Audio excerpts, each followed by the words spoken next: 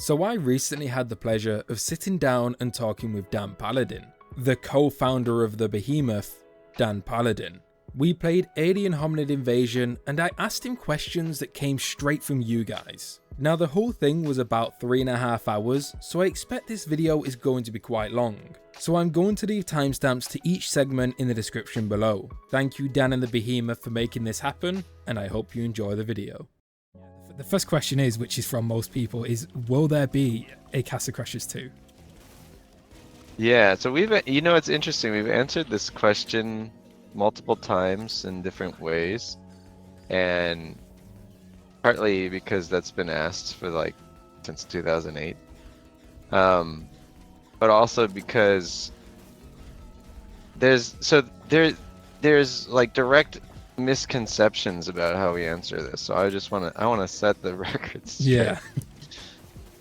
Yeah. We're okay with sequels. We don't mind revisiting things. I think Alien Hominid Invasion has shown that and given people the idea of where we stand, or better idea where we stand. So I've always said that I don't want to revisit something unless it would be significantly different. And that I know what I'd want to do with it or want to try with it, because more of the same is not something that we want to do. Like anytime we visit a genre, we want to try introducing something else. We want to put a spin on it and make it feel like something you haven't played before. That maybe feels like familiar or similar enough that you do feel like maybe you did play something like that before. But really, if everything aligned correctly and we knew what we wanted to do with it and everybody was ready to go, then I don't see why we wouldn't make a sequel to Castle. Yeah. But the problem is, what are those things and when is the right time and all that. But I've thought about it a bunch, we've all thought about it. It's just, when is the right time to do it, and when we're creators, right? We're people who made games for other people, and we wanted to make things that we wanted to make on our own time. And so that's what we've been doing, and we love it. It's super fun. And we wanted to feel fresh and have it be the right time and make it a natural fit, rather than, just that we've been asked to do it a lot, so we just do it. That wouldn't turn out well, and we want it to turn out well if we do it. So there's still a possibility. The answer of when is completely unknown. We don't even know what we're gonna make next right now. Right. So, is it Alien Hominid Invasion updates is the big focus right now? Well, we're gonna be at some point or another. We're gonna be more transparent about what we're doing, because one of the things I've noticed recently is that people say, well, what is Behemoth doing? We're gonna be a little more transparent with what we're up to, and hopefully that'll help quell that kind of question. It's interesting because I looked through some of the questions you're gonna ask, and I was like, man, if this was just a little bit farther in the future, I'd probably have more details and more info to give. We're not against going ahead and updating stuff. We're not going ahead, not against going ahead and making sequels to things. So we're considering all that, and I'm really excited for the next year or two of the Behemoth, because I want to try some different strategies. I want to try some different things that I think people will be really excited about.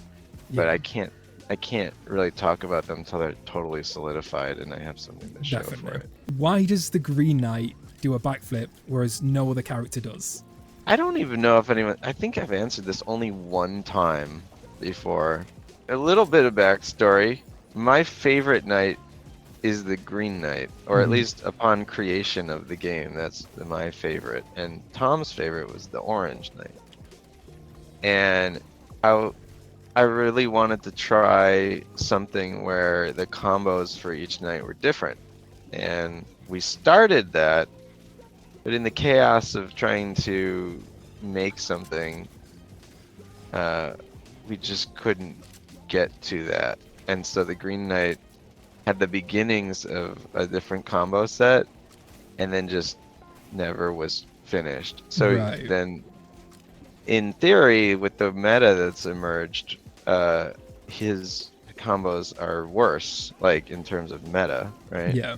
And so that's why it is the way it is. He just never got the full treatment, and everybody was gonna have different stuff.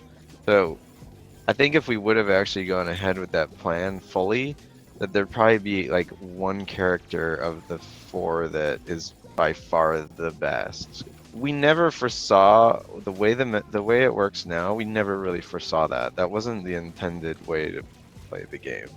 It's interesting to see like how detrimental that is to meta. And sometimes I'm like, should we go back? We do something with that. One of the things that I want to go back and change is the way magic is done. It works really well on a controller, but on a keyboard I don't really like how it works. So I wanted to make magic a single button press on the keyboard. Right, so instead of holding down like a button, it was a completely own separate button. Yeah, I want it to be like a macro basically, or you press. It's unfortunate because you know there were some things we wanted to do, but you know back in the day we had to get it out the door. Yeah. And so like one of the things is I wanted the princesses to be playable after you rescue them. Yeah. And they were gonna be like nightmarishly good with their magic. Yeah. But not really have much physical ability. So they could just have these screen clearing magics that we wanted to give them. But there's over 258 animations in the player file, and you know the princess had to match that, and 258 animations for each princess, kind of a lot. Definitely. So I was unable to do that, and it was a real bummer because I think people would be stoked to be able to play as the princesses. Would there ever be an update to Castle Crashers then? Because you're saying that you want to maybe change this. Is that something you might ever consider doing in the future, going back and adding an update? Absolutely. Like some of the simpler things like how I was mentioning the controls, that's not too tough, and in fact I'm mandating that we do that soon. So like something to the keyboard controls will be happening. That's awesome. In terms of like content and stuff, I mean that's just gonna be we'll have to see what kinds of things that we have resources for and what we put it towards. Yeah. Like playable princesses, I wouldn't get anyone's hope up about that just because it's a huge undertaking. But you know, you never know. If we decide that's what we want to put our time into, then yeah, of course it would happen. So it's always hard now, especially now we have so many games out. There's fans for each game, and there's some fans don't even play the other games. They only play that one, and and people are very vocal about what they want, and we hear them and we want to give them everything. But you know, at the same time, there's games are so complicated. If you ever ask a programmer what the most complicated software they can think of is, they'll either tell you an operating system or a video game. Those are the most complicated softwares imaginable. Yeah. And it's kind of a bummer because you know we present things so simply, and it seems like, oh yeah, you can just do this. But unfortunately, that's usually not the case, and I wish it were. I really do. Because I want to, we want to do all kinds of cool stuff with things. But yeah, I would say at the very least there'll be a quality of life update to Castle, but there might be something else coming. Was juggling an intended mechanic? To a degree, it was. So you were meant to be able to, you know, jump and fly across the screen and take out a bunch of people, and then touch the ground. Yeah. Never touching the ground is a bug, but people like it. Yeah. So it's kind of weird because, you know, now there's this game and it's sort of like it's yours, it's not mine. Yeah. You know, like so if you like it, if that's how you want to play. But yeah, I mean there was like a speed run in Battleblock we were watching on Awesome Games Done Quick, and they were doing stuff we'd never seen before. and some of it took immense amount of skill. And even though it was effectively breaking the game, it was hard to do, and people figured it out. And why take that away from them? You know, we handle it in a way that we think is pretty fair. Yeah. So, and that's one of the things I always battle with, because there's a part of me that feels like insane mode in Castle could be better in ways, and more balanced in ways that still take skill. Because, like, you know, when I was watching your guide, it's highlighting a lot of the stuff that I hate. You know, like, Yeah. and you didn't really enjoy it either. Well, not just no stat. I mean, like, I don't like the scarabs even when you have stats. Yeah. Like I mean, on some level, right? So, like, it's hard because there's so many people who've suffered through insane mode and done all these achievements in it and things. So then if I go and I soften it up, or I make it more fair or something, then in a way, those people feel like it took away from their claim to fame, you know? Yeah, some And I don't people wanna- were saying that would you ever add something like in between insane mode to a hard mode, for example? I don't think so. No. I think it would just be that we would fix up insane mode to feel right. Now, will we ever do that? I don't know, because it's like dangerous to touch the thing, since Yeah. people have this, It's almost like you know, notorious. it's almost like primal at this point. That's it. It So- is a great achievement. But I still think we could make it really tough and really fun, and even the people who've beaten it before would enjoy it. But I don't know, like, you know, there's that visceral reaction some people will have, and it's scary to touch something that's considered a classic. So maybe it would be, you know, if we did do it, it would be like, you could choose between the classic and the new. Yeah. If we did it, I think, because then people could still try it the way it was. Well, I can yeah. promise that no one will complain if you make scarabs easier. That one's a guarantee. I don't think there's a Insane mode single one. did go in within the last 2 weeks of the game, I think. Oh, We right. it didn't exist, Yeah. and then it just was like, boom, did it pass? And that's why I think on some level it's not polished. It's just crazy. Yeah. And the point was for it to be crazy, but I think on some level, some of that stuff, I feel like, man, we could have been a little nicer here. Could have made it so the guy didn't track you at 1,000 miles an hour here. But, you know, it is what it is. Yeah. And I do want to say that Tom probably has varying views on this kind of stuff. Like, there's things that I'm answering, but the team is not lockstep on all of their feelings about everything. So, like, Tom might feel slightly different or have a better suggestion that I would be like, oh yeah, that's, you know, it's all collaborative. So there might be that, you know, Tom would answer a lot of these questions differently. We have our own, Yeah. kind of our own way of thinking, and that's partly why I think it came out so close. But a lot of the things we did were compromises with each other. on the Yeah. side. I've never actually beaten Wave 5, so I might just take a second here to lock in, because Oh this yeah, will be we a first are for on. me. Yeah, look at that. Yeah, it's a lot easier with another person, definitely. These snipers are intense on on Wave 5.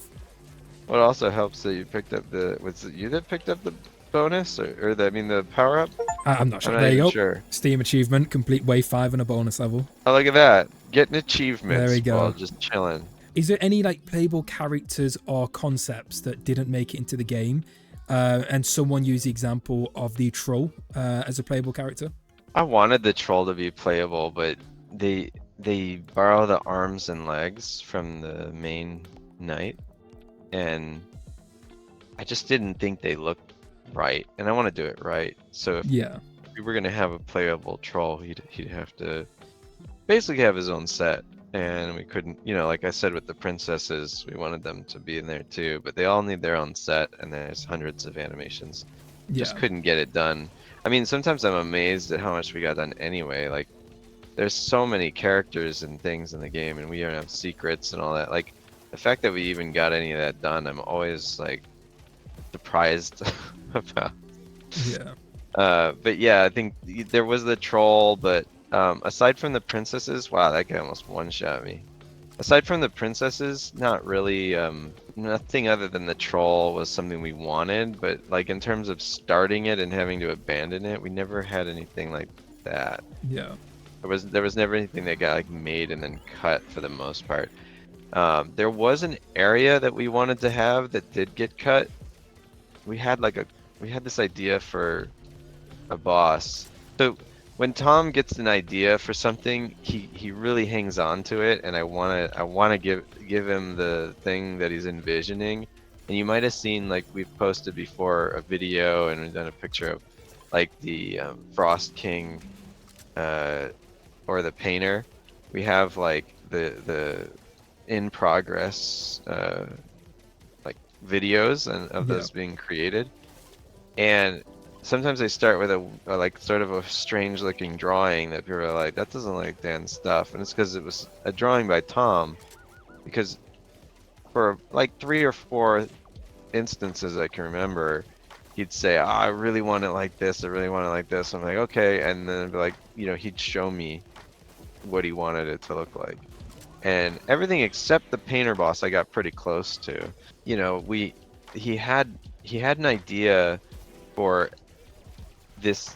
It'd be like a well that you come across, and this gigantic, like, meaty tiger arm has, oh, we gotta go that way, has like these finger puppets that look like princesses on each finger, and you know, it's saying help me, you know, like trying to trick you into getting up to it.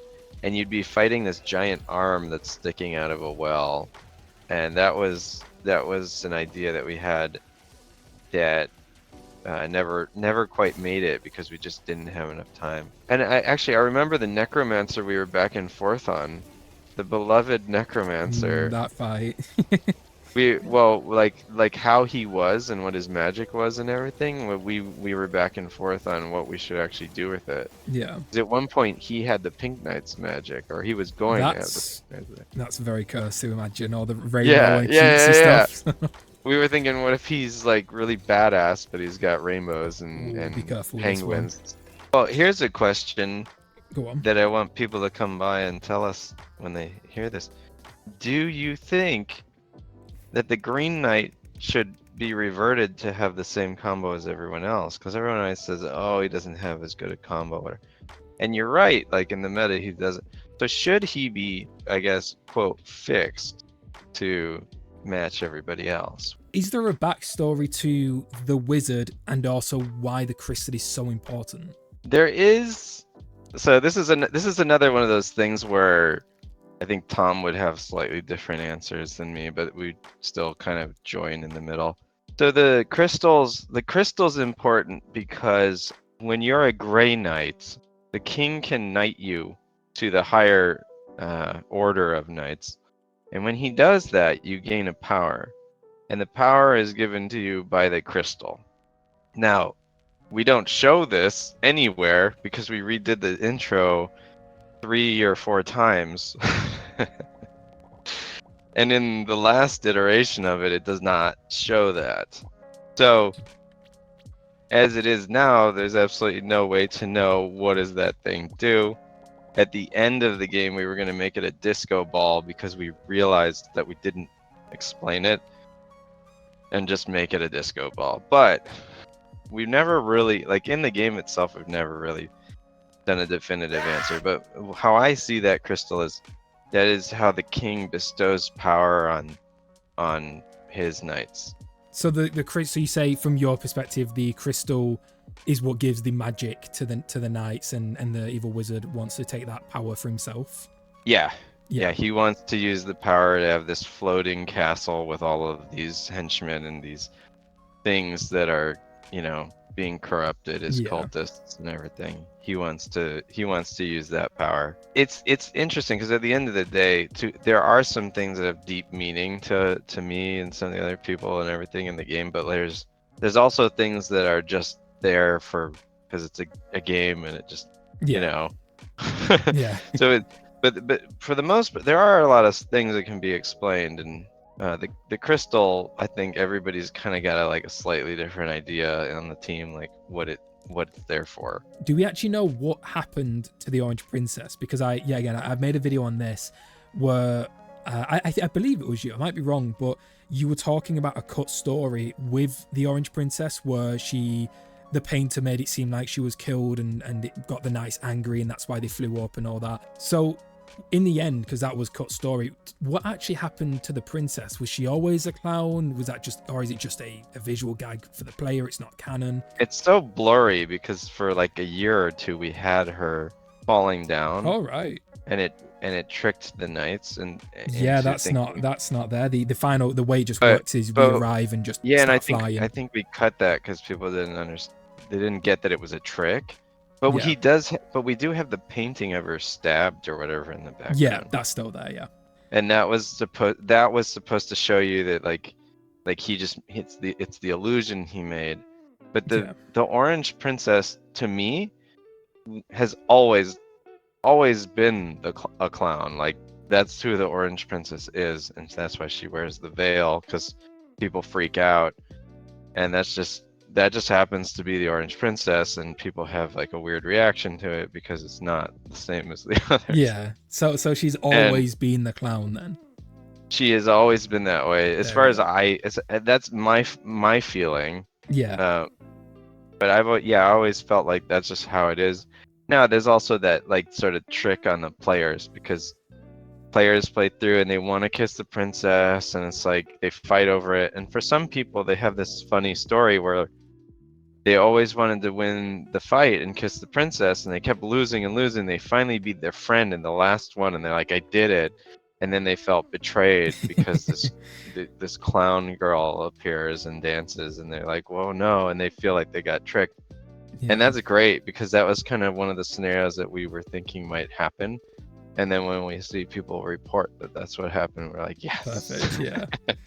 Tom also agreed that it should be a clown and be a surprise, but I think the fanfare and kind of bringing it over the top was something I'm like, let's just make it like weird, like really weird, because on some level the fly through is supposed to make you realize that like you're not as good as you think. That you made very clear. Yeah. Okay. Because a lot of people go, look there, we killed that thing. The catfish is dead. I've always gotten the vibe. Just kind of yeah, you're supposed to kind of feel like, oh, you know, we just sort of smashed our way through everything. There was a scene, and I'm remembering this now. There was a scene that we almost had in there that I do think that we should have had. There was, if you think like chronologically, there's the bears and then like the industrialists, and I wanted to make it so the bears are fighting the industrialists that are like chopping down the trees and stuff, and then that there would be so many dead bears that you just walk up the pile of corpses into their castle and fight them. And it would have made it like even more horrible, because you'd basically be flanking them while they're fighting.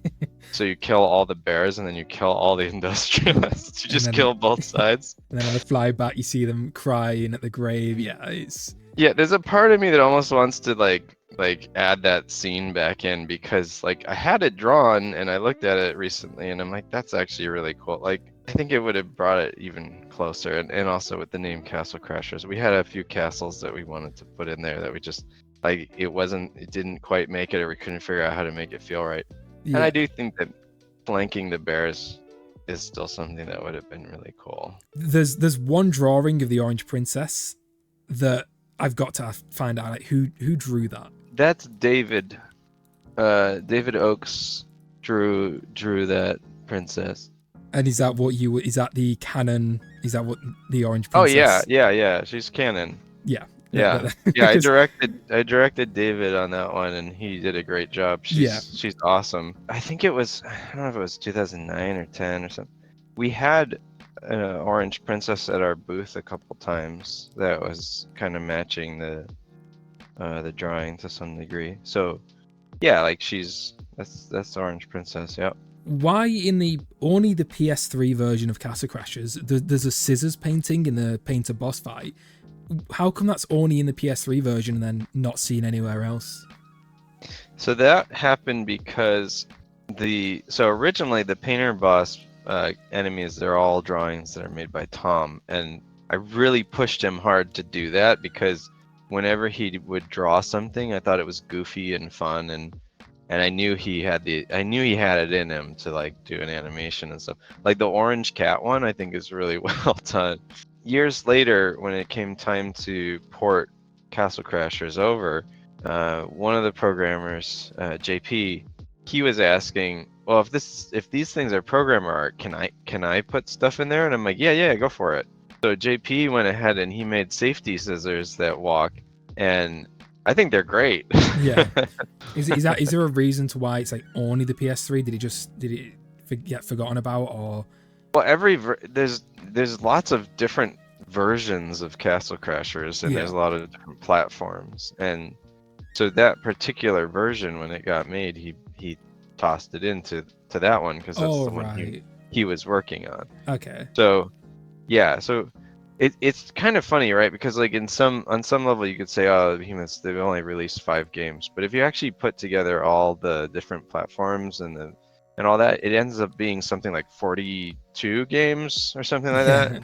And actually, back in the day, for Sony and Nintendo, it wasn't just, hey, we have a version for the platform. It was, we have a version for the platform for each region. Like, so if you found a bug in your game, you'd have to go fix like the 5 different versions of the game because that's how many. So there's so many like other versions of Castle Crashers that exist, right? There's so many of them that when he put the safety scissors in there, you know, that's unique to that build. It doesn't exist anywhere in the other builds. We could go ahead and put the safety scissors in other spots because I think they're cool and actually would like to see more. Is that the same reason as well then for All You Can Quaff and the volleyball minigame being console exclusive as well? Because it was like the Xbox version had this, the Sony version had this, and then obviously Backup for Barbarian came with a remaster.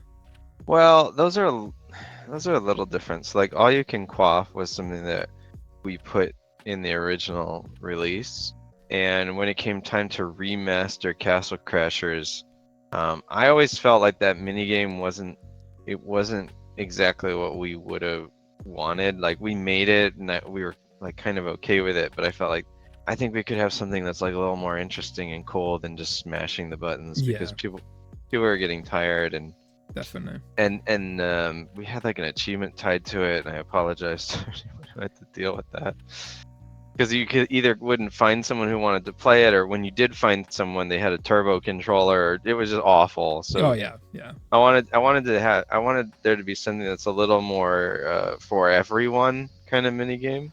So we went and made Back Off Barbarian for the remaster, and we did it got replaced on Steam, which some people weren't happy about. I totally understand that, but I think like for the greater good, it was probably the right choice. But sometimes I doubt that because some people really aren't happy, and but that's why those changes got made. And the volleyball mini game was made for PlayStation.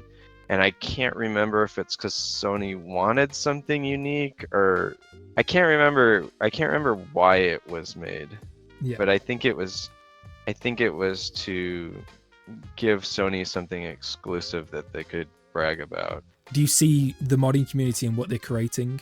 Yeah, oh for sure. And like that one's difficult because there's a lot of like legalities and red tape. Like in game development, there's so many things under the hood that it like from the outside, it's just you're making a game, you're just you're doing stuff, and for the for the most part that's true, but there is a lot of there's so much red tape in game development that sometimes it sucks the fun out of things. Definitely. And I hate it. Like that's one of the only parts I hate about game development, really. Like I love game development, and when it comes to red tape, it sucks because we love creating, and anybody that wants to create upon our creations, I think is cool. But when it comes time to like, discuss mods or have things like that with people that we don't know, every once in a while there's somebody who has done something that's not. It's not to lift things up. It's not a good mod. It's something that it's a file that's sitting somewhere that we can't verify. And just like the people that ruin it for everyone, it makes me sad because this happens in game design too. There's designs that I want to put in games that don't work because some people will exploit them or annoy players and grief players. Like if you could pause the game in a 4-player game, some people would just do it to annoy people. Yeah, And yeah, that sucks definitely. because I want to be able to pause because I gotta check dog or like things like that.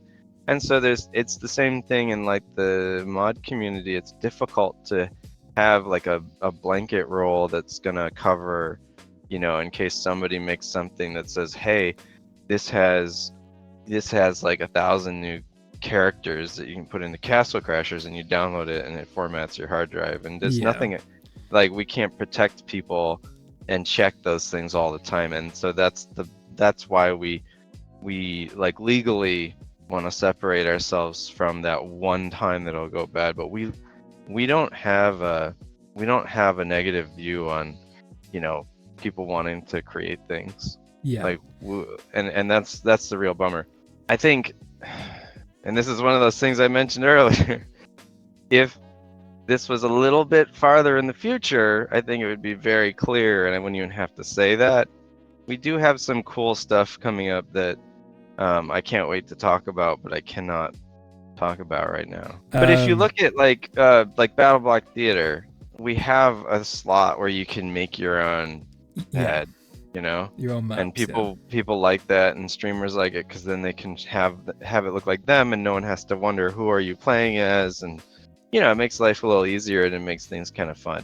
And it was really bare bones. It's just like, hey, put a file in this folder and then you can you can access it. Yeah. So I think we need to like have I've looked at ways like, is there any way that we can officially support things kind of like that where it like meets people part way and stuff like that. And I do want to try and look at that and see if we can make a legitimate pass on some of the games and see, is there any way we can help support some custom stuff that we don't have to look after and enforce or anything like that. So yeah, I think in the future we're going to have stuff that's going to make people all happier on that end, but what that is remains to be seen. Yeah. What is the relation between the Groom and the Cyclops? Yeah, so I've heard every possible relation you can think of, I think, between these guys.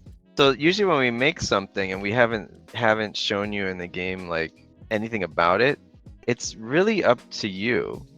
Like, I think the Pink Knight is the best example of this. Like, I always get asked about the Pink Knight. Is the Pink Knight a guy or a girl? Blah blah blah. What's their this? What's their that? It's up to you. So we've gone to a lot of shows. I've met thousands of fans, and it's been so awesome. Like, our fans are so cool. Yeah. And I have seen so many different Pink Knights. I've seen little girl Pink Knights, I've seen little boy Pink Knights, I've seen buff Pink Knights, I've seen not buff Pink Knights, I've seen really tall Pink Knights. I've seen every kind of Pink Knight you can think of. And if I were to tell people, hey, the Pink Knight is this, then I think some people would feel like, well, I can't dress up as that because that's not who I am, right? And there's something lost in that. Like, there's a fun to this. It's almost like a Rorschach painting. Like, for anybody who's not familiar with like what that is, that's those ink blotches that psychiatrists or whatever will show you to examine how you see things.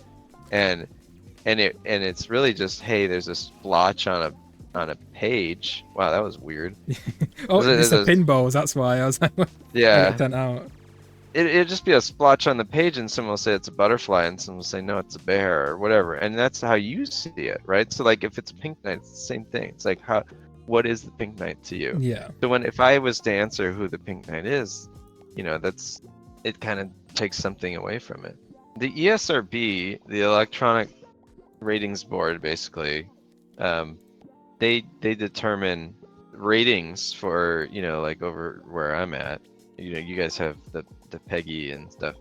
Yeah. And based on the criteria, they determine the rating that you're going to get for that region. And so what was interesting is back when we made this in 2008, they said, this is the first time I ever had to deal with this question. Is the Pink Knight a guy or a girl? That's what the ESRB asked us. And this is the first time I ever had to deal with that question. Like right before we even released the game, I was being asked this question. And the reason the ESRB was asking the question was they said, if you have a girl kissing a girl, that's homosexuality, and it's going to raise your rating. Raise your rating. That's crazy. And I was like, oh. That's And we said, well, the good news, the identity of the Pink Knight is unknown. And I can't remember if they accepted that answer or if we had to tell the SRB that it was not a woman, but I'm pretty sure we said it was unknown and they accepted the answer.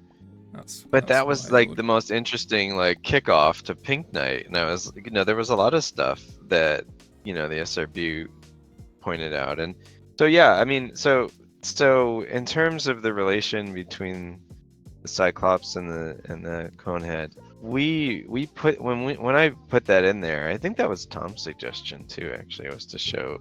I think there was more than one painting of them together, but maybe I'm wrong. I think there are a few, but that's the one that people have really focused on for the theory. That's the one my brain remembers. Like I've kind of threw out the other ones because that one really shows like you don't go fishing with somebody willy-nilly, right? Like you go because you're buddies at the very least. So I think we never answered it, and I've never thought so deeply about it. To me, if they have a bond, then we've already done what we needed to do, and so I didn't think too far beyond that myself.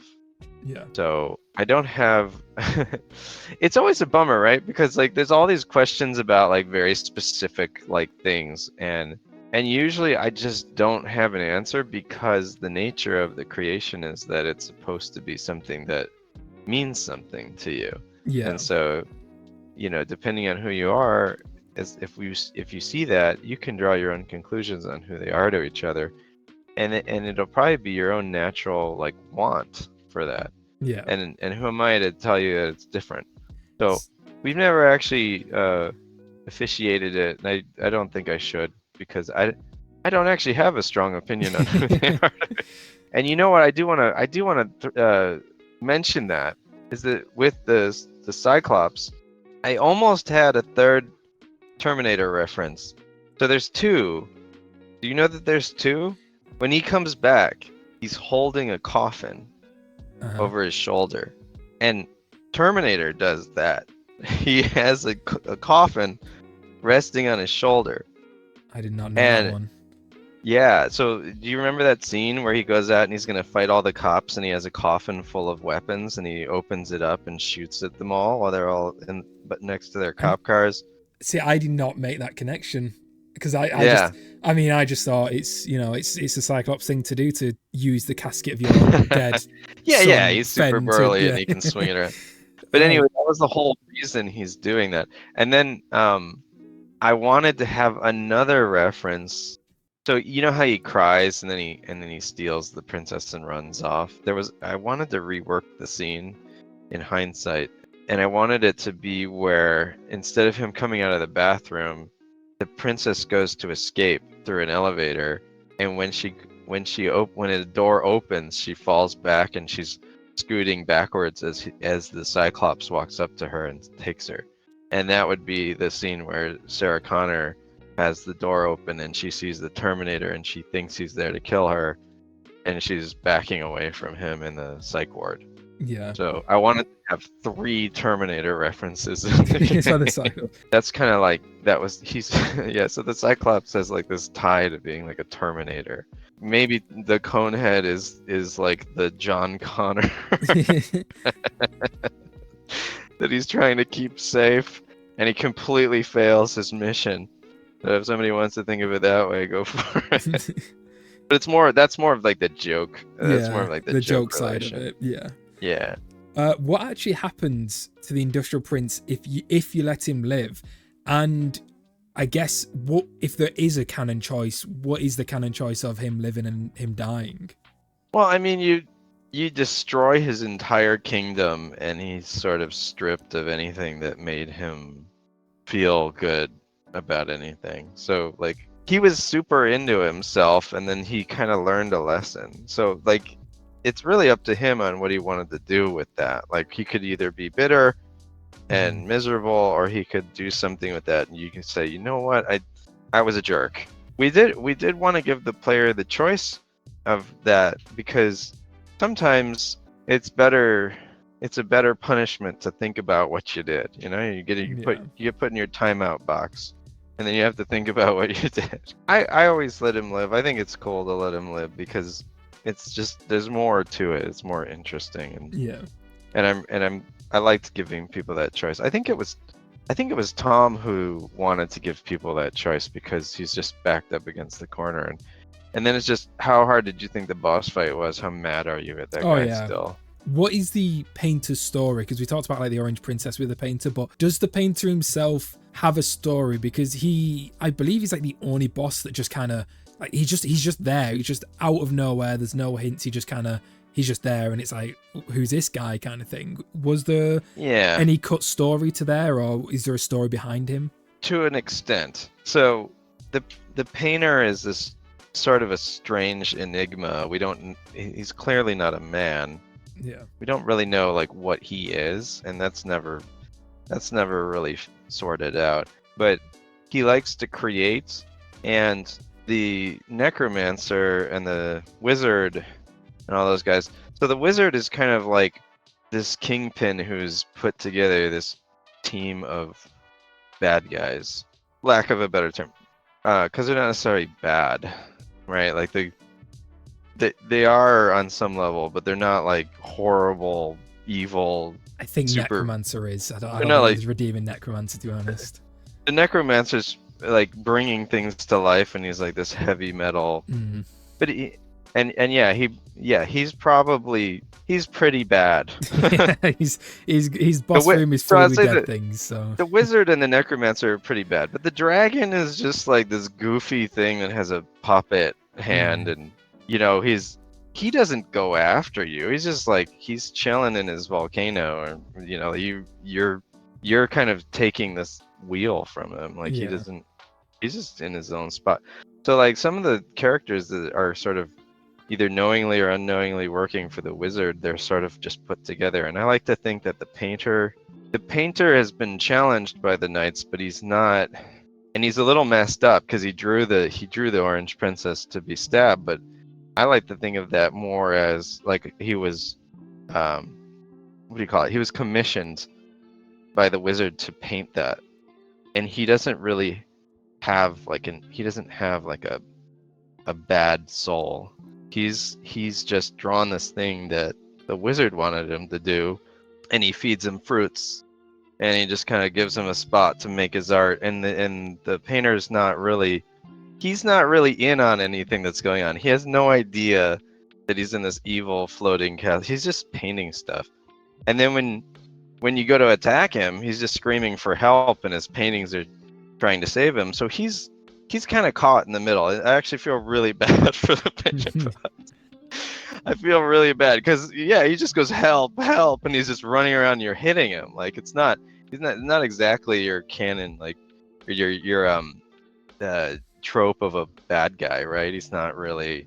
Yeah. He's a weirdo. He's like a weirdo that I think is kind of like lovable in a way. Like he just paints these stupid things, right? Like the nose snail. And he doesn't attack either, which I guess adds to it, because even in the phase 2 when he comes down, he just wanders around painting stuff. Yeah, he's just making stuff and he gets beat up. So like I feel really bad for the painter boss, and it's interesting the questions you're asking me, because there's going to be more information about the painter boss, I'd say, within the next year or two. Is it just another case of like, if only this was a little bit further in the future kind of thing? But there's going to be more information about the painter boss. That's interesting.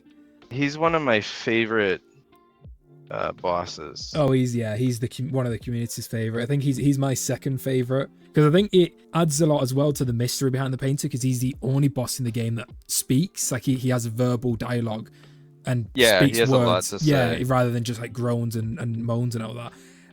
Is there also another reason behind that, why he does speak and be the only one that does so?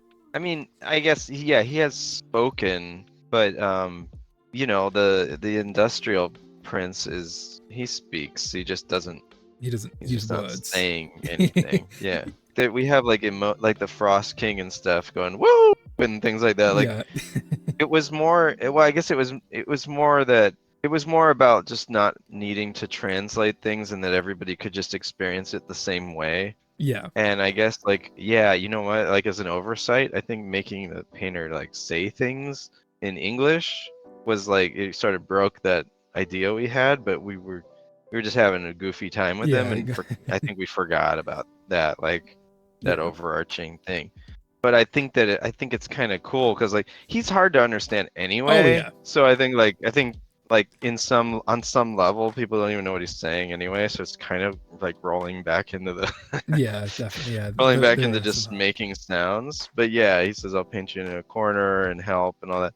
Like people do understand the help, I think. Good. Fun fact, Tom is doing the scream when you eat the sandwich. That's Tom. That's that's Whoa, quite impressive to do. To be honest, that's an impressive growl, I guess.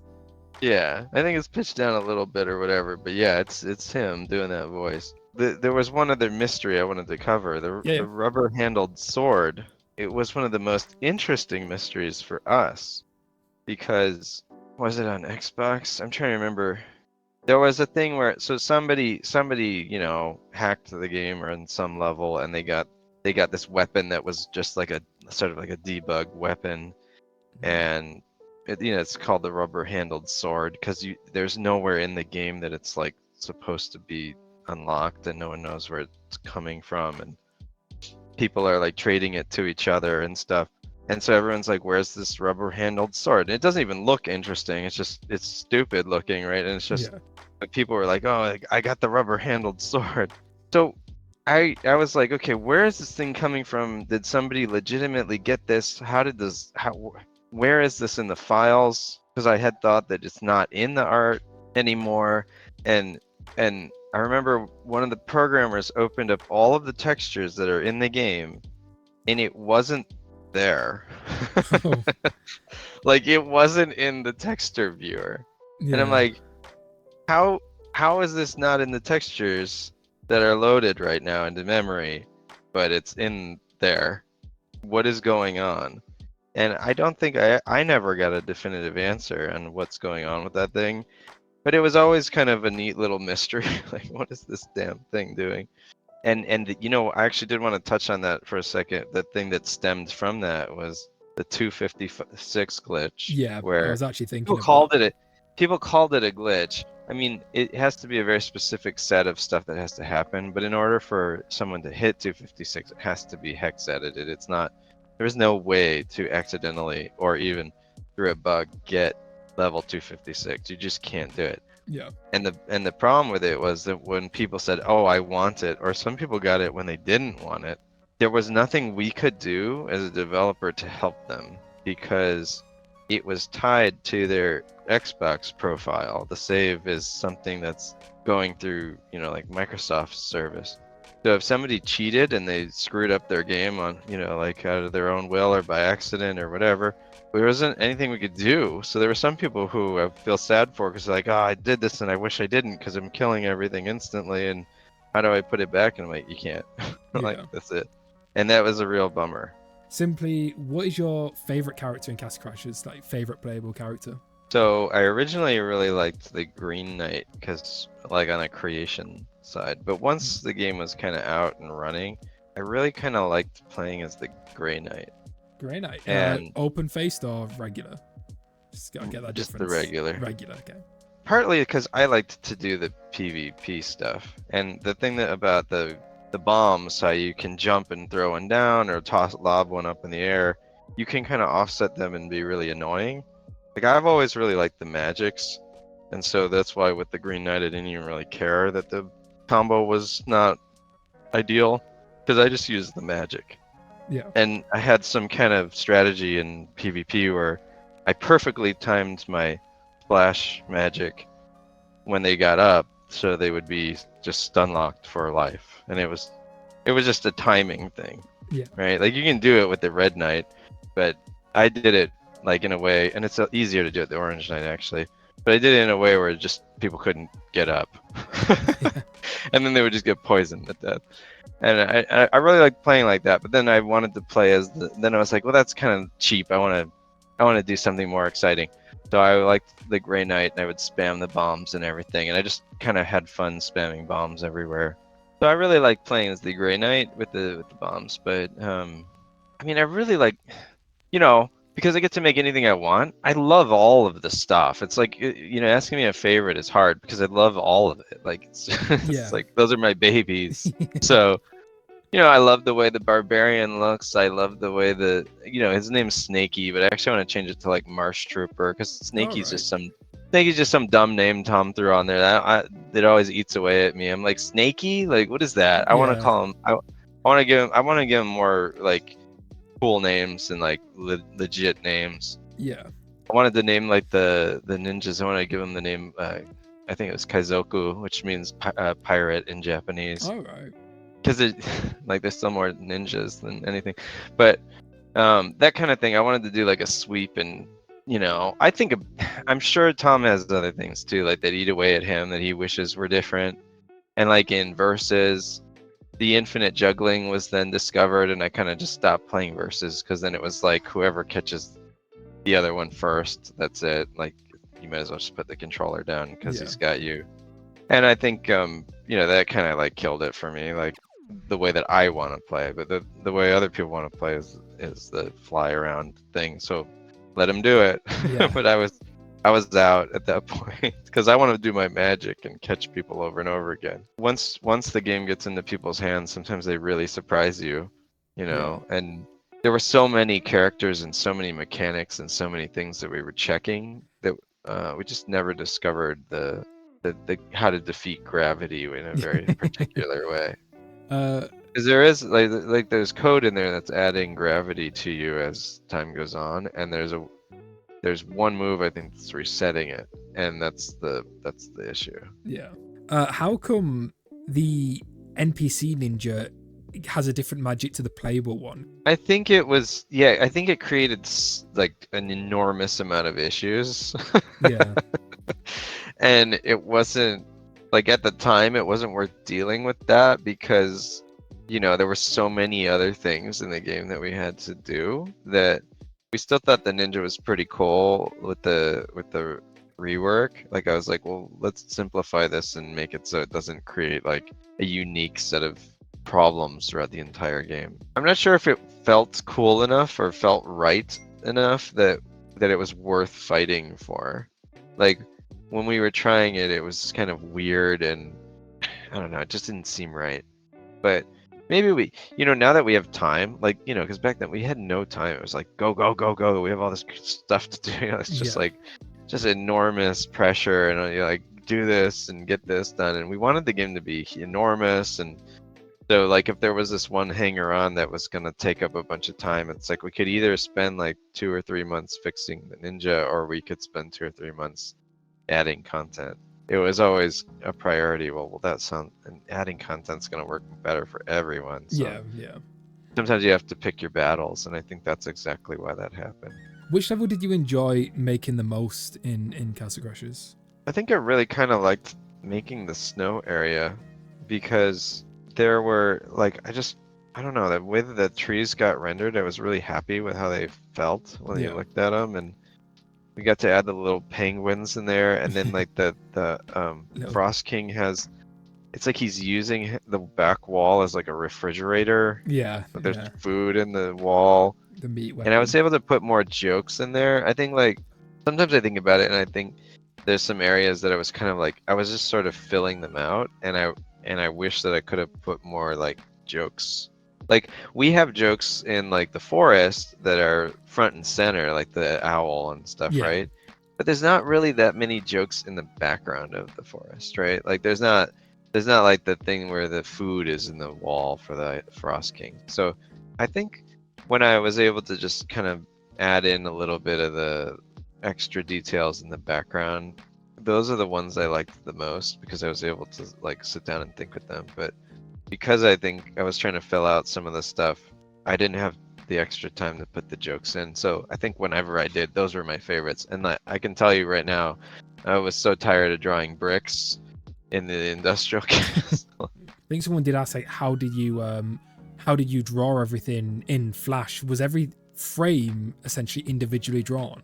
Well, there's pieces that get reused, but there's also big pieces that had to get filled out. So like when he tells you you're not beefy enough to get into this castle, that whole thing is like just all one big drawing of bricks and stuff. Yeah. And trying to figure out how I should render them and keep them simple, even though they have all these little details. Because like, you know, like for the trees and stuff, I could just kind of go on the outside and then do some shading and sort of make it feel like a whole tree, rather than have to do leaves everywhere. So like with the bricks, it was like bricks everywhere. I didn't really like doing the industrial castle, but I really liked how it came out. I thought it was awesome. Yeah. And it was sort of like this idea where it was supposed to show like this, like the prince was really trying to get ahead of everyone. So he had brick, and then he was like, yeah, we have this castle made out of brick, but we know how to make steel. And then they didn't really know how to form it correctly. So they just sort of were like patching up the brick castle with steel. Yeah. Because he wanted to have the best castle that anyone ever made. And he was getting ahead of everyone. So he was sort of like the industrial age. Oh yeah, so this one is from myself, and it's something that I'm curious if there is a story behind it.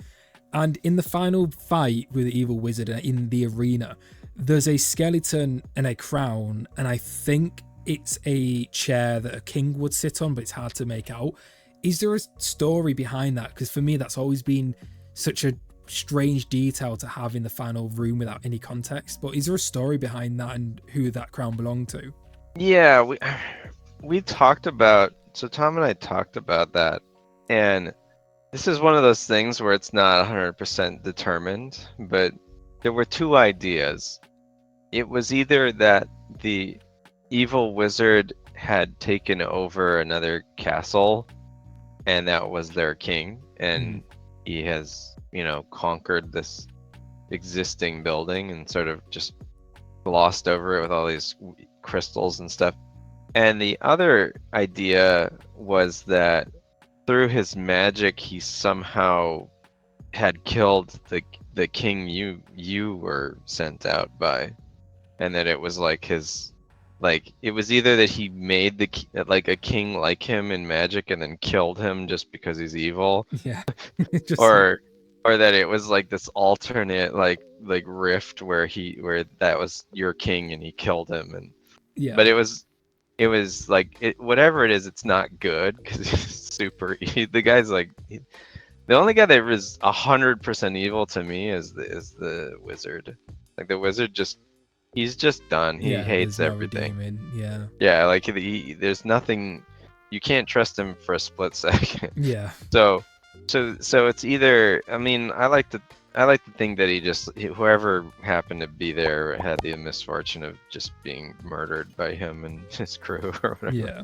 So I really liked making that scene too. I really liked doing like the swirling clouds and everything. It was fun. And then the secret treasure chest, messing with your head kind of thing, I thought was exciting. Yeah. Tom always had another wish list on there. He's like, okay, so then he's gonna do this, and then he's gonna puff up, and he's gonna spin and float around, and then he's gonna come out of the thing, and I'm like, oh man, like, sir, are we done with his forms? Are we good now? In the Undead Cyclops boss room, there's the giant skeleton in the wall and on the floor.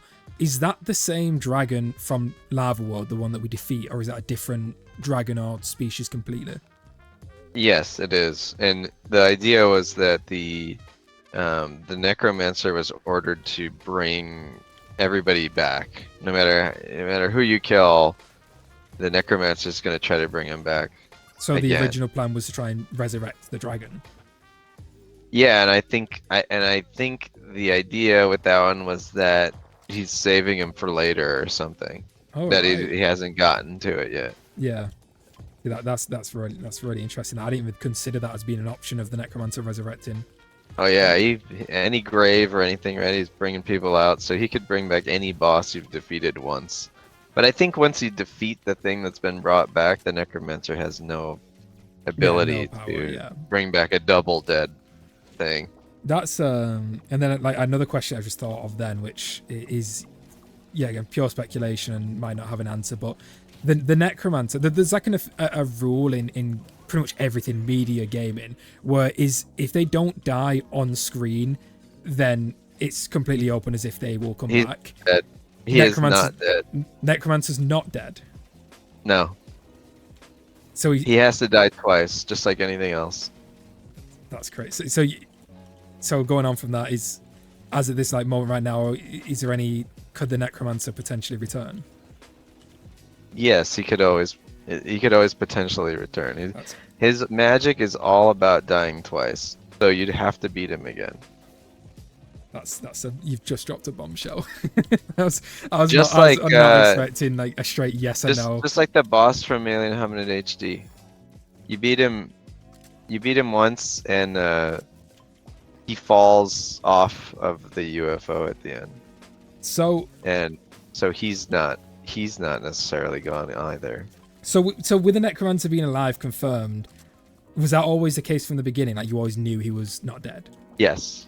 I'm really the Necromancer being alive is a bombshell, because was that common knowledge? Because I've not heard that anywhere.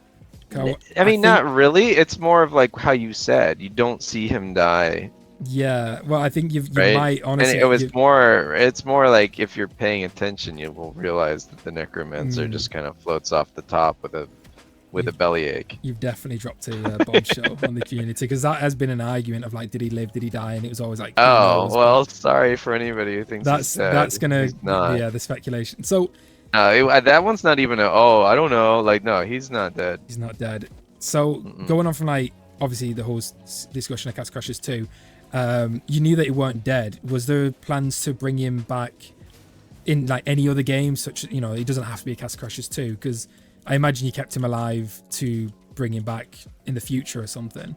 He's too cool to kill. Yeah, he's not gone. So like, if we ever need him to show up somewhere, he's going to. Right? And it's not tied to a Castle Crashers game, is it? Because could he maybe? I think he could show up in it. He could show up in anything. Okay. Yeah, I mean, we always mix the universe. Yeah. So yeah, right. He could show up at any time. Which is probably exciting for some definitely. It completely caught me off guard with him being alive. I did not expect that.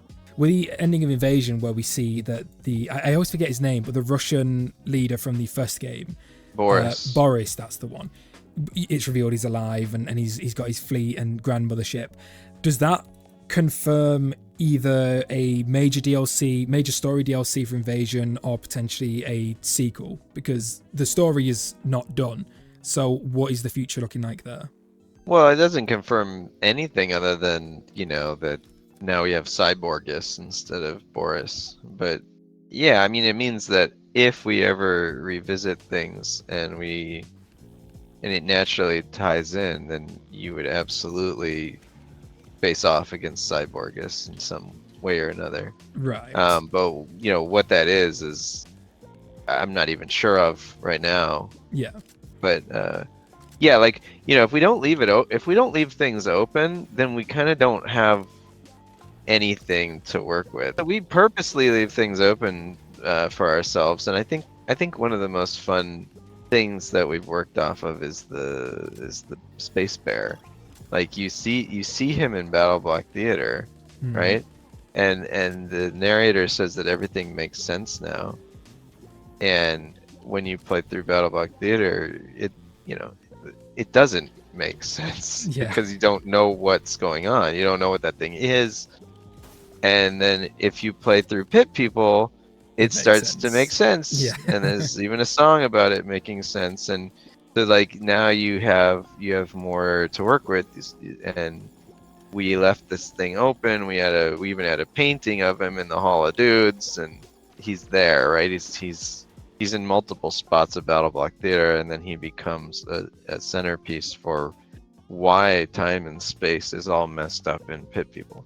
And I think that when you go and you talk about timelines, because Pit People exists and it's been introduced in the way it has, it's a hard one, because now anything is possible. Things could exist, like time's actually flat at this point, where anything from any galaxy of any part of time that we can even think of could potentially exist right next to each other. And it just, now who knows what is first or not. Yeah, it's all just That yeah. It's So just like, yeah, the bear has destroyed everything, which, you know, as a creator is fun because that means I can put any character anywhere and it effectively makes sense. But you know, I still want it to naturally feel right for a player. But theoretically, anything could be anywhere right now, and I think that's kind of cool. so because with Hit People, the ending for that, get talking about another ending, but it's yet again left quite it's left quite open ended. What actually happens, because they make the speckled horse comes and Horatio makes a wish, and then we obviously know, I assume the wish is it restarts, it restarts the game, because that's what happens, and he fixes the timeline. But then we see that no.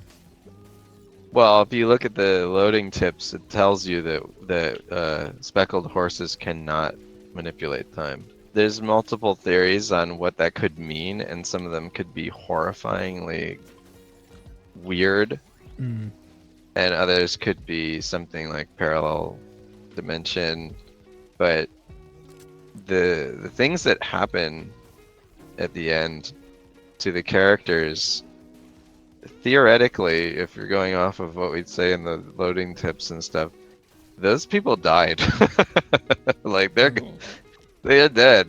Like the entire galaxy has been destroyed. Oh, I'm trying to wrap my brain around this. This is because I think for the most part of the community, and the way that I've always seen it is speckled horse grants Horatio wish, which restarts the game, which we know we well, obviously you're saying it doesn't happen now, but he goes and saves the princess, and basically the entire game is skipped, and they all survive. And then the speckled horse. I guess it depends on how meta you want it to be. Like, can the speckled horse restart the game?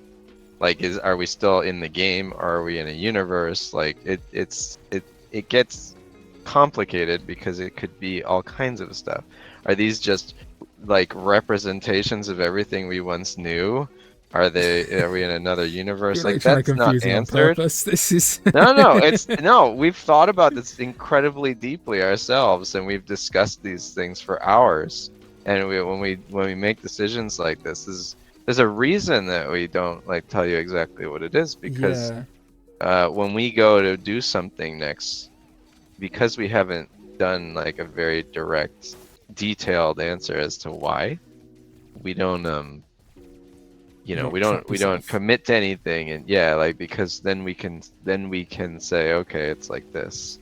But yeah, like I think it's kind of fun. Like to me, it's like the whole name of the game, this whole thing, the whole operation of the Behemoth is for fun, right? And and the theories and the possibilities of all these things to me are exciting. Like I know on some level there's people where they need logic, and that's all they deal with. I like to take and things it very probably naturally. drives them nuts.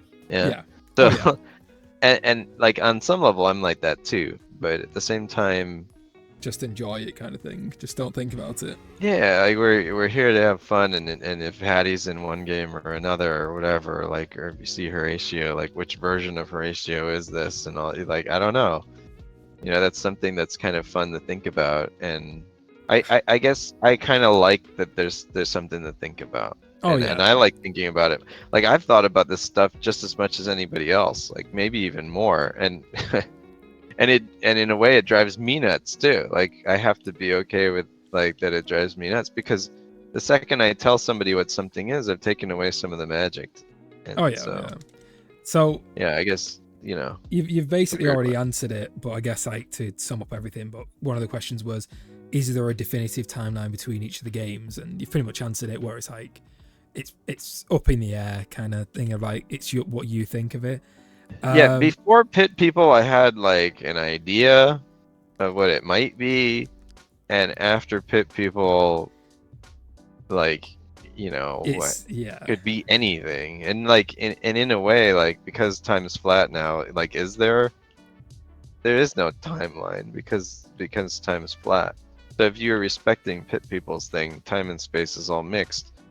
And it's just things that, and you could say that this was the original timeline, right? This was the timeline that it was supposed to be. And now, because of what happened, the timeline it's more flat now, right? So you could go with it that way. So my I brain kind is of fried.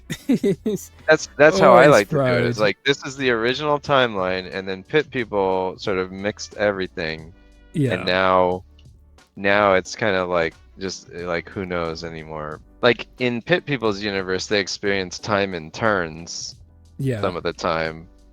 Other times it's like the world map where you're not really experiencing it. Well, maybe that's still a turn and you don't know it, but Yeah. but so yeah, like the way they experience time and everything in Pit People, like to me that's like if you're in a turn-based world, you're caught up to like where Pit People has ended up time-wise.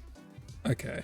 If you're not turn-based, then you're probably existing in the universe before Pit People destroyed everything. Unless you're just experiencing time, maybe turns are really long. Oh, this is. I don't know. This is too But much. I love it. Yeah. The, I really like that stuff. I love the theory crafting and everything. but then You know, the how does the bear come? We see the bear dancing at the very end of the game, like the one that started Pit People, that crashed into the world. We see it come back alive. So is that a different? we see everybody come back alive. Oh, Well, it's if a piece you of like, it. I'm just saying, like you see Honeykiss take Hatty and use that beam to destroy the entire galaxy. So Yeah. everyone's effectively dead, right? Except for Horatio and Hansel and the speckled horse. Yeah, like if everyone's back, the bear being back isn't really that much of a surprise. But then does that mean Pit People never happened? Because that's my theory. In the end, Pit People never happened because the speckled horse granted Honeykiss's wish, which brought back Honeyhug, and then therefore Pit People never happened because Honeyhug never crashed into the world, which means that Battleblock. Well, you could have Honeyhug could totally crash into the Earth and then be brought back to life, and the all that stuff still happened, and he's just brought back. Like Right. like if the Necromancer brings somebody back, if he was actually able to bring them back in the flesh, Yeah. then it would basically be the same thing, wouldn't it? So that's Yeah, I know what you probably mean. what's going on, but like we haven't ever made like an official stance on it, and I don't want to be the guy to do that and undercut Yeah. everybody else's So, thoughts and the human. But like I don't know, and I guess like my whole worldview is when I don't know something, I'm okay with that, and I find comfort in like knowing that I don't know the answer to something. yeah, that's So just like the conclusion of like just don't think about it too much. Just enjoy the games yeah, and I mean, don't think about it. yeah, and it's kind of like for some people it's an unfortunate side effect. Like since I'm built that way, that I work that way, and since I'm holding a lot of the vision, like that's just how That's how it's. it is. Yeah, just don't think about But to why me, Hatty's it's here. fun And because if you put really hard lines on things, then if I say, like if I was to say, and I'm not saying this, but if I go, oh yeah, Hatty's dead, right? Like if I say something like that, well, you're not seeing him anymore. He's gone, right? Like what? yeah, We love Hatty. Why would we want to say he's never coming back? So, like it's almost like Star Wars has a great one because it's like, oh, it was a Jedi, so we can just bring him back as a ghost if we need. yeah, Right? But in ours, it's like, oh, time and space is messed up, so I can just bring him back do whatever you want. anyway. Yeah. Is it okay to spoil Game of Thrones on this? I will never watch it. So So you feel haven't seen free. Game of Thrones. I But for know anyone of it, who, okay, so I'll give you a real good Cliff's notes here. So anybody that's seen Game of Thrones, the underlying lore is that there's 3 people who get along really good with dragons. I'll just put it that way, right? They're the dragon people, and they're dragon-born, I guess we could call them. So we know who 2 of the dragon people are, and one of the people throughout the series gets along with dragons really well. The dragon doesn't eat this person when they stand in front of the dragon. And this person seems down on their luck for a long time, and then they end up having this arc where they're like badass and everything. And then eventually, near the end of Game of Thrones, this person who's been getting along with dragons really well, and we still don't know who the 3rd Dragonborn is, is meant to be executed by dragon fire. And we know that anybody who's a dragonborn can't be killed by dragon fire. So my theory was that this guy is going to be roasted by the dragon and walk out of the flames and go, how dare you do that?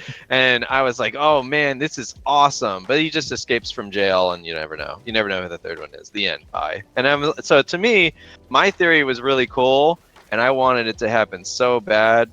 I wanted anybody to be marked as the third, but they never found out who the third one was, and I think that's like so weird because you can't tell me there's 3 and then show 2 and then end it.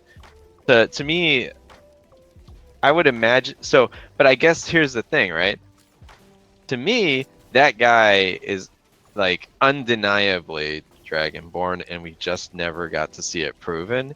And for the guy like me who's thinking about it, I know it. Like, to me, I know it. But I wanted to see the confirmation of it, right? Oh, yeah. And so to me, it's still fun to, you know, cry about how they didn't show the third guy and, like, theorize and then hear other people's theories. And people go, oh, my gosh, you're right. Yeah, like, he has to be, right? Oh, my gosh. And we sit there and we talk about it. And oh, should have been like this, should have been like that. That's part of, like, being, like, a fan, right? And I think that that's really cool. And you know, in a way, I know that I'm probably driving people crazy because they want their third dragonborn named. Yeah, they want their third dragonborn named, but like we didn't really like. I'm just trying to make a fun game and like sort of fit things together loosely and say, you know what, this would probably work. So yeah, I mean, like on some level, I want to apologize to anybody who's been driven insane by my runaround, but that's just how it is. Yeah. What is your favorite weapon and mutation in Alien Hominid Invasion? Well, I've tried I've tried different combinations, and I think some of them work really well together. With the release of the Orbiter and trying it on our stream, I'm not sure if you caught it or not, but we were doing a speed run and we did it with Orbiter. See some of that, yeah. And some of our output was crazy, and I was like, you know what? Some of this is because of the Orbiter, and I'm like, you know, thinking maybe that's like something I should be working in, because right now I have Deflector, and I always kind of liked having Deflector, but at the same time, oh, how did I? Okay. I don't know what got you. We'll have to review the tape. I'm really curious, actually. I think there was a stray bullet in the boss bar there. Buckle your pants, buckle your pants. I like rethinking my build, and just like I was saying earlier, like what's the best build or what's your favorite? Like, because I got to choose everything that's going into this game, I wanted to have stuff that I wanted to try and use. Yeah. And I tried to make the mutations in such a way where I have a hard choice determining who I like playing as. Like, Speed Demon gives you these little bouts of invincibility while also doing some damage, and lets you get to your objectives really quick. So sometimes I like playing a Speed Demon, but I know I like to get up close. So there's like, I really like the sword, I really like the shotgun, I really like this lightning gun, to be honest with you. Yeah, it does look very strong, honestly. I think it's something I should be using here. The charge is just so, like, the auto aim charge, it's like, there's times where you might lose yourself for a second in this game. Like, people have I was doing that the entire time, yeah. Right? But if you've got the lightning, well, it's still attacking something, and you're not, like, you're hitting something. It's guaranteed as long as you're near somebody that they're going to get hit. Yeah. So to me, like, if I can just keep dodging and making sure that things are getting zapped, then I'm still, like, effectively winning, right? Yeah. Like, you can focus on running away, being defensive, and that's exactly what I'm doing. And just make sure you just keep charging. So I really like the lightning gun for that reason, and I like getting close. Like, to me, I hate snipers in games. Like, I just always want to run at the sniper, like, stop it, like, face me in battle, like Viking style. I want it up close and personal battles. So, like, to me, anything that allows that is cool. And even, like, the blaster, though, works up close. So, like, I'm always second guessing myself, because if I said, oh, I like to do the lightning and the orbiter, like, that might be my latest favorite, but I also like deflector and shield. I like a lot of combinations, and with the change to update 2, there's things that people aren't necessarily thinking about that are really cool. So, for instance, you can generate money, and it's like, well, I already have money in the game, whatever. But you can get damage on coin gain, and you can get 2 boosts of that. And so now all of a sudden you can make it so you suddenly do like, however percent more damage whenever you want. And then we have the gun that generates juice, and then you can make it so you have juice regen and you generate juice with your gun, and you get more juice per juice on a boost. And now all of a sudden you're refilling your mutation like almost immediately, and you can just do it back to back. So with these new like introductions, I'm still sort of feeling it out and trying different builds, and that's the way the game's sort of intended to be played, is that you eventually try different things, and you might be trying something and go, can I do better? Yeah. And there's so many possibilities that there's no particularly good answer to that, and I think that that's kind of cool. But to me, I try not to pick a favorite, but yeah, lightning gun is definitely up there. And if I had to say what my second favorite is, it's probably the energy knife. Yeah, because the energy knife feels different. Hey, there's a gray guy. What's up? We were just talking about you. Someone was curious on how do you make your music for your games? I've made some tracks that showed up in Battleblock and Castle Crashers. I think that's the only spots mine show up in, and it's only a few tracks. But I use this super old program called ModPlug Mod Tracker, and it looks almost like a digital like player piano where you punch in the notes along a grid, and it reads the grid, and you even like punch in the sound effects. It's really like nerdy and weird. Like it's a weird way to do music, and it's not ideal. So what I'll do is I'll like play it on a keyboard, like a piano or something, and then I'll say, okay, this is how I want it to sound, and then I'll punch those things in along a grid. So it's really like kind of a weird way to do it. Now I don't know what any of the other musicians are using, but Patrick Catani's music is it's starting to be very prevalent in like in Battleblock and Pit People and Alien Hominid Invasion. He's done a ton of tracks, and he's even done a bunch of remixes and everything.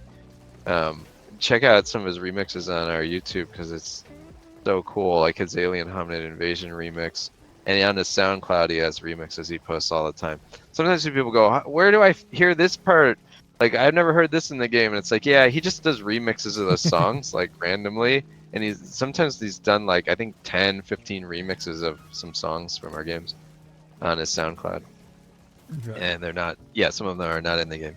But, like, in other times, like the Analogic that did the main theme song for Battleblock Theater on the main menu, those guys were just like in my playlist when I drive to work, and I would listen to their stuff, and I'm like, these guys are awesome. Like, and I asked Ian, I'm like, can we reach out to these guys? Can we get these guys to do something? And I was like, oh my gosh, they agreed to make a song. Like, they only agreed to make like one song, and they're really busy guys and everything. So I'm so happy that they got something. But it's like the most crazy, surreal thing to like have a playlist, reach out, and then those guys make something for you. And I'm like, oh my god, it's so exciting. Like, it's really fun. Like, there's so many cool parts of making a game, and that's definitely one of my happiest. Is like, here's the music for the Juice Boss, and I'm like, oh yeah, let's hear it. And we all huddle around and listen to the Juice Boss song, That's I mean, it's very very similar for me now, because I'm literally just someone who started making YouTube videos on your games, and now all of a sudden I'm sat here playing Alien Hominid Invasion with the person behind it all. So I know what you mean. Yeah, it's crazy. Okay, and this one's an interesting one as well. So again, favorite character, but every game, every concept art. What is your favorite character you've ever made? Across everything. Yeah. Wow, just picking one? That's interesting. That's you might not have one. I've just theory crafting. I imagine it'd be something like the Alien, because obviously we've got it's the Alien is the thing that started it all, and we've obviously got the second game Invasion. But It might not be. It might be. No, I think mine were a little more obscure. I think, um, my brain goes to a few. The kobold from Pit People is one of my favorite characters. But actually, the guy I'm playing as right now, Jerkimedes from Pit Jerkimedes. People, Yeah. is one of my all-time favorite characters. But he's a human, so he's like not as exciting, like in terms of like a creature. Like creature-wise, I've really liked making creatures. So like the raccoon the raccoon creature from Battleblock Theater. I absolutely Oh, the love that. raccoon dog thing. Yeah. I love drawing him. Like he's fun. And he's kind of based on my French bulldog in a way, because he has his tongue hanging out. Yeah. But so I like my brain goes to Kobold. It goes to the Frost King, and Castle. But Jerkimedes, like in terms of like humans, I really like Jerkimedes because he's like A jerk. he uses jerk magic. He doesn't use like the only thing he can do is troll the crap out of you, and like whatever that happens to be is what he can manage. So he doesn't really have like, it's not like he shoots fireballs or something, right? Yeah. And so the fact that he's using jerk magic is such a funny concept. Yeah. And then his style is like his room is like a 7-year-old girl's like bedroom or something, where it's pink and yellow and sparkles. Like he has such a weird like choice of like how he wants his place to be and how he wants to look, and his beard looks like it's made out of cotton candy and stuff. So I really like him in terms of humans, but like Troll Mom, because we've revisited Troll Mom in Pit People, I'm like so fascinated with like the trolls. Like I love the troll in Castle Crashers, just the standard one. And I like that they sort of like have this family, this species. Like there's not really anything else that has a species Yeah. that is like has mutations to it or variants. The little troll petters too in Castle Crashers. Yeah, so the fact that we have like the regular troll, the huge troll, the troll mom, like we have the really aggressive trolls with the sharp claws and Pit People on top of it. Now we've got like, we have all these different kinds of trolls, and it's like, how do they grow different? Why are they, why is there a mom one? And like, they're just like hair with teeth. It's interesting that actually, because you just mentioned about them growing, because like when you kill them in Castle Crashers, they just turn into a pile of hair. So did they even have a skeletal structure? Because like how would Yeah, that so work? I actually made a tweet about this, like, I don't know, within the last year, where I was thinking about it and I just admitted like publicly, I was like, I broke canon by having the troll mom have a skull underneath and teeth. Yeah. Like, I mean, she has teeth, but it's like hair and teeth and eyes. So like, I kind of broke canon because I show her with like a whole ass like skull, but it's not a skull. Like, she doesn't really have a skull. She's not supposed to have a skull, like in terms of what Pit People says, but it was fun. Like, it's a fun death animation, so there's a part of me that feels like I didn't think about it deep enough. I didn't think that she was gonna return. I didn't think we were gonna add all this lore, and then I'm like, I kind of broke it. Now, if you electrocute her and you see a skull, that's still okay, because that's just like a thing, right? That's just like we're communicating. I don't know. I feel like she's supposed to just be hair, and in Pit People, she is just hair. Right. So that Like, if you the kill her, she's overall just canon hair. is that there is no skeleton, it is hair. It's not. Yeah, like I'm just gonna say right now, I just made a mistake. Like I wasn't thinking ahead, and I didn't think about like what we were gonna do with trolls and Troll Mom. Yeah. So they really are just hair and teeth and eyes. Well, and if you do go back, like, and, I guess if you do go back and update Castle Crashers, then there is always the chance to fix that. Yeah. Well, I don't know, but it's so cool still. Yeah. Like, is she? Maybe she's not like a pure troll. It could be a like a subspecies.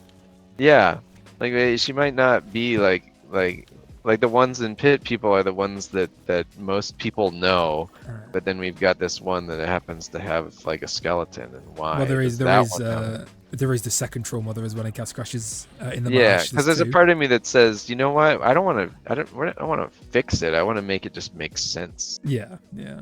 You know.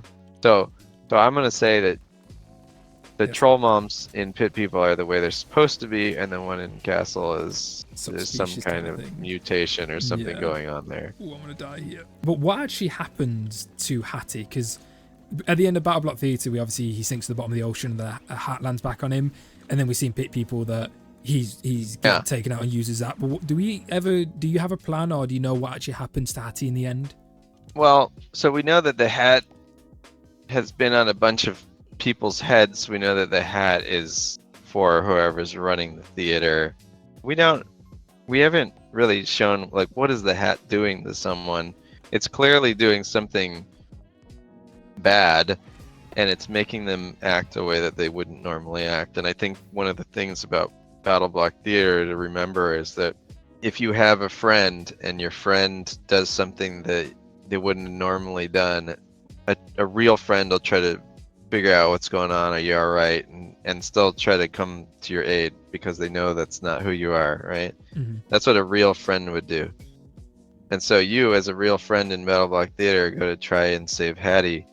By the time you get to Hatty, the hat has taken such a toll on him now, whether it's magical, whether it's like just he couldn't handle betraying you and shut down, like that isn't determined like what happened to him directly, but we do end up, we see him sink to the bottom of the ocean, and then the hat shoots into space and hits Honeykiss, and then later Honeykiss reaches into the ocean, or wait, no, Honey, It hits Honey I'm sorry, hits Honey Yeah. Hug.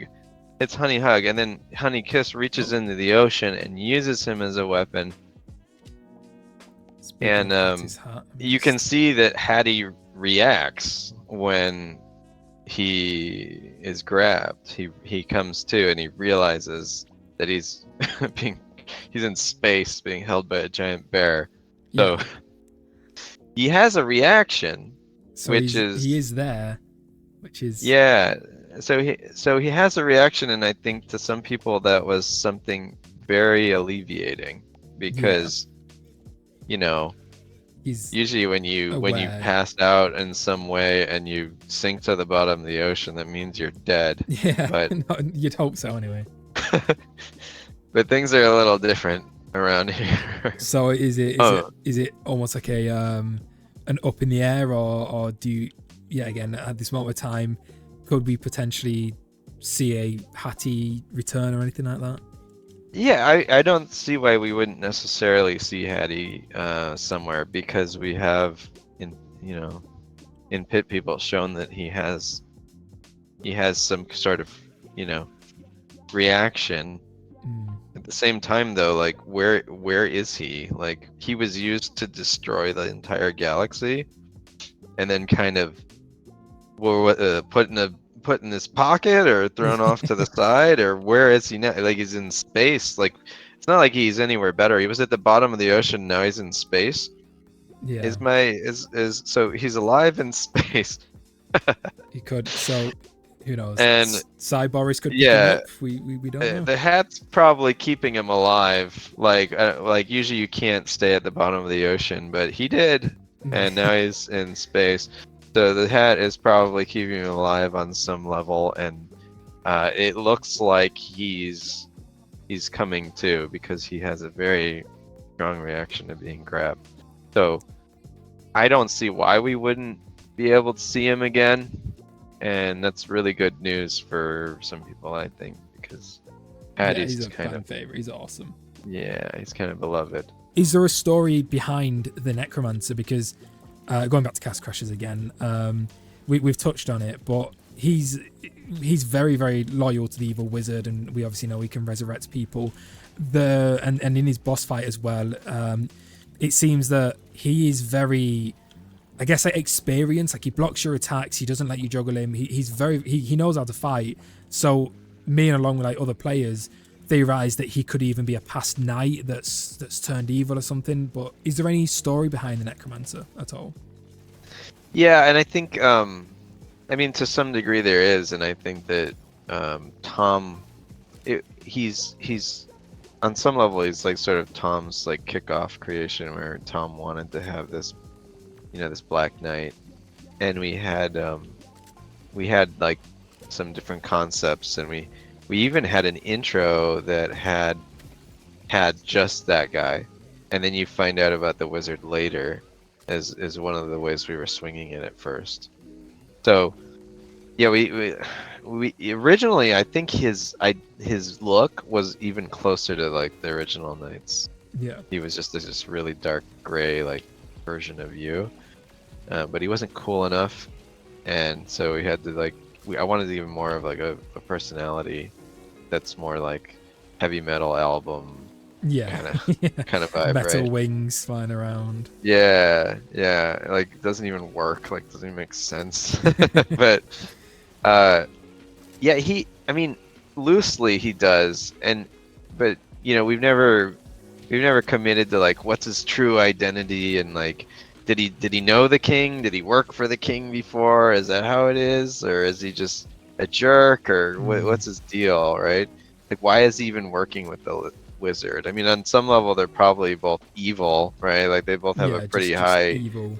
I think it would be pretty obvious that if there's a sequel, the Necromancer might even be the main guy you gotta beat. Oh yeah, well that's what many people like. The Necromancer feels like a final boss. It's the music is the best. The fight is intense, and it's such a final boss. And then you obviously go in the evil wizard, and the guy's floating around in a little ball. So it would make a lot of natural sense, and since he can't come back a second time, it would be the final fight with the Necromancer. I don't want to get people's hopes up. Yeah, exactly. I'm getting my anything, own hopes up here. I mean, that's it's such a sensitive one, since there's so much talk about it, and I love the idea of it, and I like thinking about it just as much as anybody else, but it has to make sense for the time, for everything to line up, and everything could line up, but what we're doing next, we're not even sure of right now. And that's partly why I'm so excited. Like, I don't know what we're about to do. The possibilities. So we could do all kinds of things, and who knows. We'll be talking more about what we're going to be doing this year. So just keep your eyes peeled. We'll be telling people what we finally decide on, what we're working on. Some of the things I do know that there's a project or two I already know that we definitely are going to do, but I can't talk about them yet. But there's other ones on top of that I don't know that we're going to do.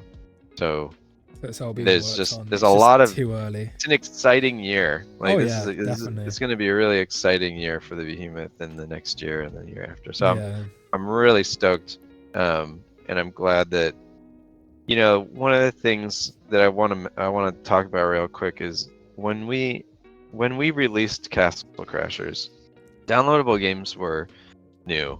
There was barely any Steam.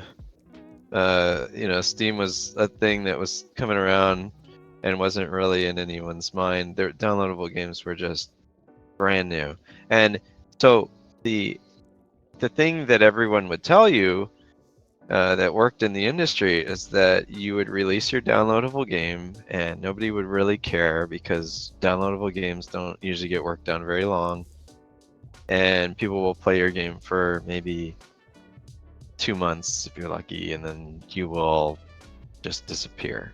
Like, people will stop playing your game.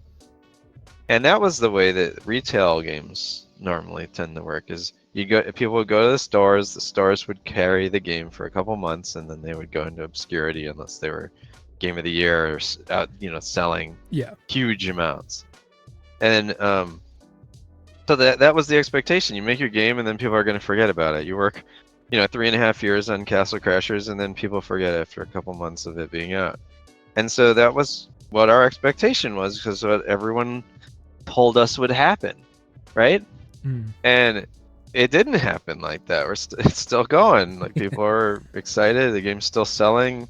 People are still playing, and people are theory crafting, and that's like the coolest thing. I never in a million years thought that 16 years later, here we are. Yeah. I never would have guessed, and so I'm just really, really happy that that's even a thing, that people are asking about the Necromancer, that people want to see, but yeah, I'm just so happy that like that kind of discussion, those kinds of things are going on. People are interested, and people are still doing stuff. And even while we sit here, I'm seeing that agents are being defeated. There's all this thought that goes into things that I don't even know if people know or appreciate. Like, for instance, Yosef. Yosef is a demiclops, which means he's half cyclops. And so Yosef wants to join souls with Horatio, and when he does, that's when health bars turn on. Now, to some people, that's like, whatever, right? Now we have health bars. We're going through this tutorial. But there's so much thought that goes behind this. So, I don't know how much Greek lore you know, Not a lot. but cyclopses have a reason why they have one eye. And the reason they have one eye is because they made a deal with the gods that they want to see the future. And in order to see the future, they had to give the gods one of their eyes. And that is the lore of what a cyclops is. Now, the ending to that lore, the gods trick the cyclopses. And they say, you can see your future, but you can only see how you're going to die. That's it. So they tricked the cyclopses. And the cyclopses aren't allowed to try and change their fate. Otherwise, they suffer a worse fate. So it's really crappy. Like, cyclopses have it really crappy. Yeah. Now, here's the thing.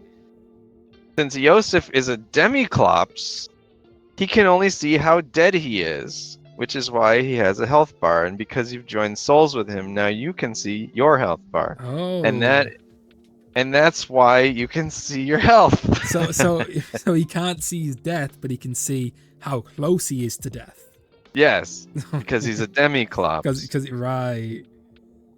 So, like, there was tons of thought that went into that, but there's it's funny because, like, in Pit People, there's, and really, in all our games, we think about things this deeply sometimes. So, in Pit People, there's so many crazy, like, things we can go on about. Aaron did a lot of the quest design with Ryan, and they thought super, super deep about these characters. And it's always kind of fun when people notice, like, some of these things, and the side quests have some crazy drops on stuff, and there's nods to our other games and everything. There's so many quests in the game that it takes you, like, if you sat down and did them all, it takes like over a week, I think, or something, if you're putting like 8 hours in, or a day or whatever. So there's just so much stuff in there, and like, I love when people actually go through it and ask about these things. And and I know I give you the runaround and stuff, but I just love that that people are thinking about this, people are playing, people are telling us what they think, because man, we're not done yet. We have so much to make.